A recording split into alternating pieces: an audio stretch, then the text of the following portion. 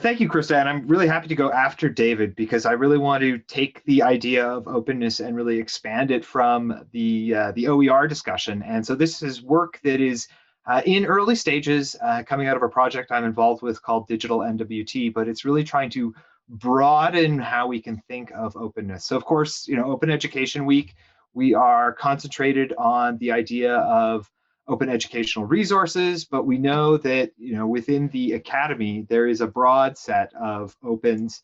We have the open source software. So David, in part, of course, talking about some of the open source software that's at play.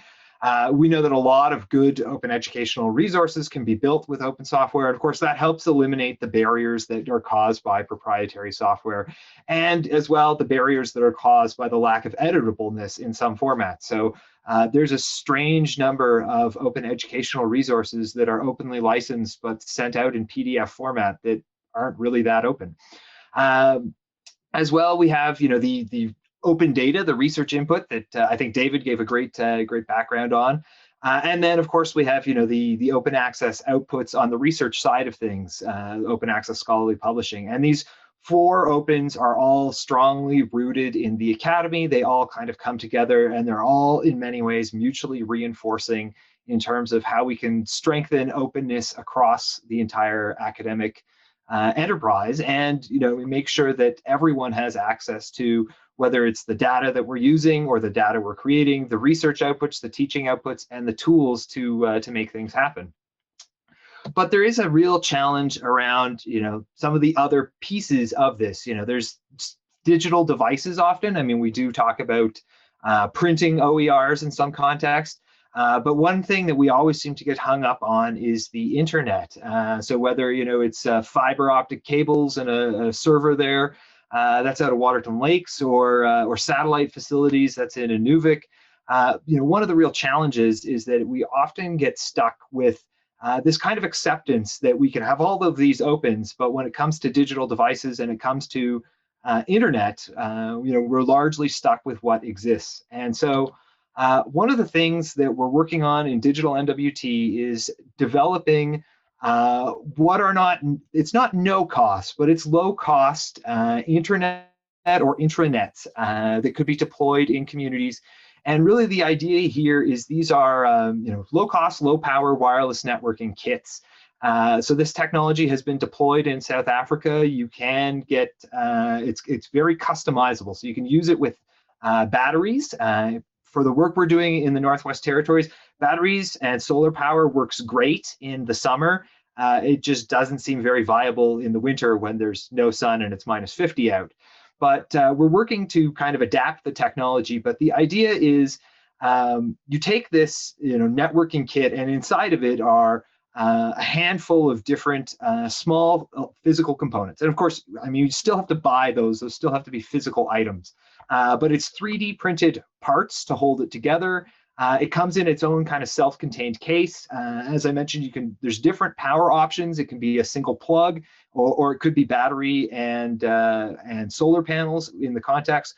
But what's really interesting as well is the kind of the software side of this allows you to put in a whole range of open source software, and thus really kind of enable that full kind of end-to-end openness within this. So the idea is you would have one of these kits, and those white little antenna things, which we call cockroaches, because they kind of have the antennas that point out.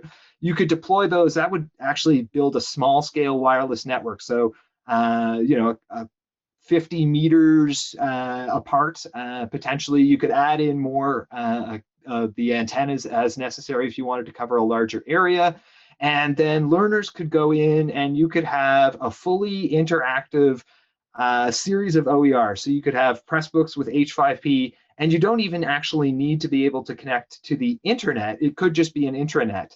And so the goal is, in some of this work we're doing, and we're in really early stages because we're trying to co-design these with the communities in the NWT and make sure that they fit their context. But there's certainly the potential for this technology that got its start in South Africa, is now going to the far north in Canada, and then coming back for different communities and contexts, whether it's in Alberta or elsewhere. And this really is your kind of open education box that could be self-contained, It still doesn't solve the digital devices side of things, but it's certainly a way to broaden out how to reach people with open educational materials. And so that's some of what we're working on, and we're really hoping to have this kind of developed this winter, and then potentially rescale it for other contexts going forward thereafter.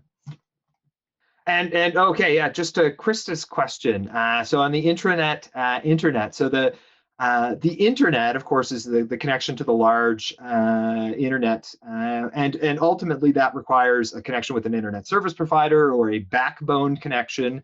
And the idea with an internet is it's self-contained, and so these kits allow for intranets, self-contained, that can or cannot be connected to the broader internet. And in fact, there's arguments for if you may actually have a community, it might be a geographic community, it might be a community of learners, might be some other kind of community where you actually have no interest in connecting to the internet, or you only want to sporadically connect to the internet. But that type of decision is something that could be made. But really, the key piece being the portability of it all.